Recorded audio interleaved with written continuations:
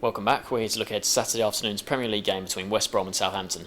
Barnes with West Brom, there's only one place to start really, and that's the Saido Berahino saga. What do you make of it all? It's just a bit of a mess, isn't it? Berahino's obviously performed well last season for West Brom, but some of the money getting bandied about for him was quite ridiculous. £25 million. He hasn't really proved himself. I think I always thought if Tottenham had put that money in, put that offer in, then West Brom would accept it. But obviously Jeremy Peace, he's a hard bargainer. Even against Daniel Levy, didn't give an inch. I think one of the biggest problems, by all accounts, was the fact that there's only about £5 million up front, and then the rest in instalments, which, when you consider how late the deal happened, wouldn't really have given West Brom any chance of going out and buying someone else. Obviously, they brought Rondon and Lambert in this summer as cover just in case he did go, but if they could keep hold of him, and they were obviously going to try and do that as much as they could, and I think after a certain point they were never going to let him go. It's transfer deadline day, they wouldn't have let him go there. For him to tweet out that he's never going to play for the club again under Jeremy Peace, ill-advised, I think, to be kind to him. I think it was a stupid piece of work, to be honest. Like, especially under a manager like Tony Pulis, who's no nonsense. He's not going to take any of that. Pulis has stressed that he's still in his thoughts, but he needs to show the club a bit more respect, which he does need to do, because they've nurtured him from a young age.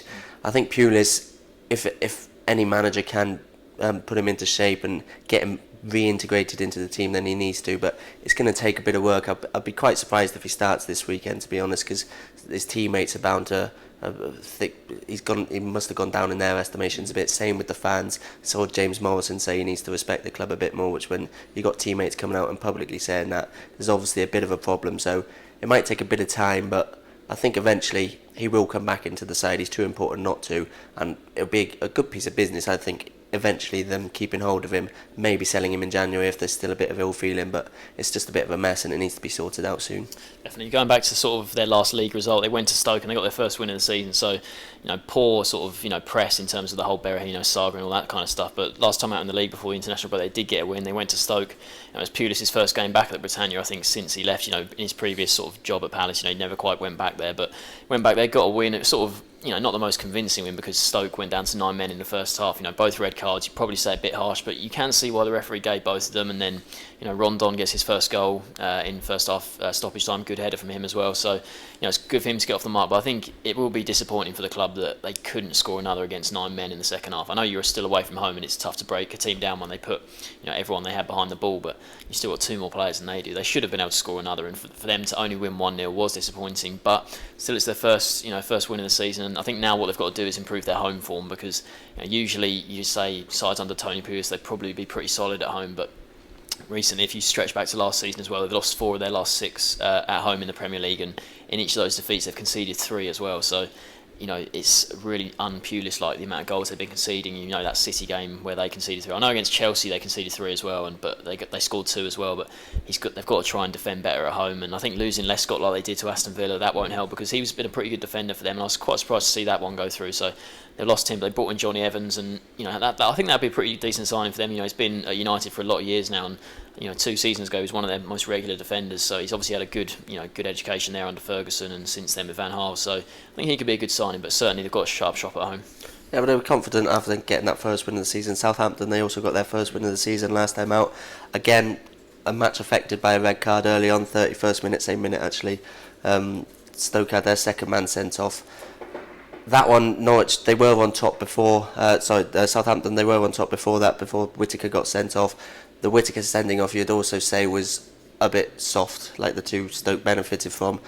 It's stupid from him, you'd have to say. 2 yellow cards in the space of 4 minutes, both for tackles he could have avoided, incidents he could have avoided.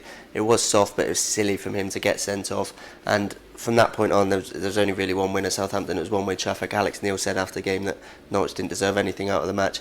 Southampton finally made the breakthrough on the cusp of half-time with Pele's good strike, and then Tadic, who had a really good game, got 2 goals. Pele, his header for the second one was unfortunate not to score himself. So they'll be pleased that their attacking players are starting to hit a bit of form. It was a good result for them. Finally got that first win of the season after a pretty inauspicious start, considering how well they did last season. So to get that burden off their back, that'll be a big plus for them, I think. Certainly, yeah. But we talked about West Brom there, like needing to sort out their home form. But with Southampton, if they're going to get anywhere near how good they were last season.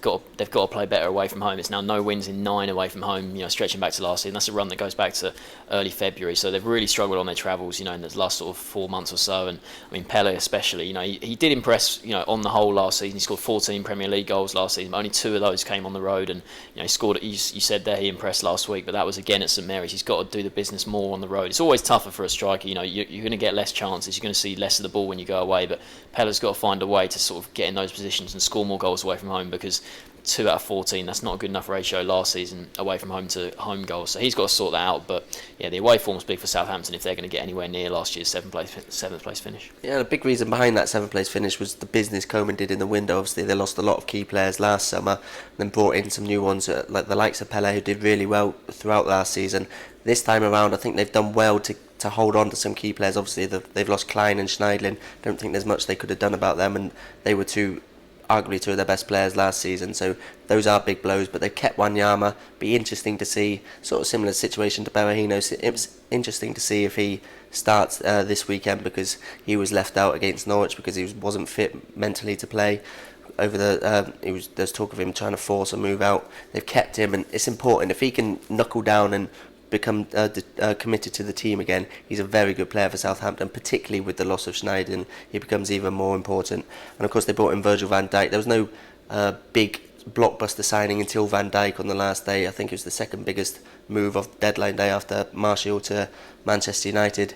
He should give him a lot more at centre back. He's quick, he's powerful, he's a very good player. Celtic, I think if they got Champions League group stages, he would have stayed there just for the Champions League. But for Southampton to get him, it's a good signing, I think, and he'll offer some good competition at centre back, and he can even play in defensive midfield if needs be. Say if Wanyama doesn't start, he can push up forward there. I think that's a really good signing, and then the likes of Cedric and coming in, I think they've had a good window overall. So yeah, the 2 sides here who both picked up their first win of the season before the international break. You see either making it back-to-back wins? I think I do. It's quite a tricky one to call it.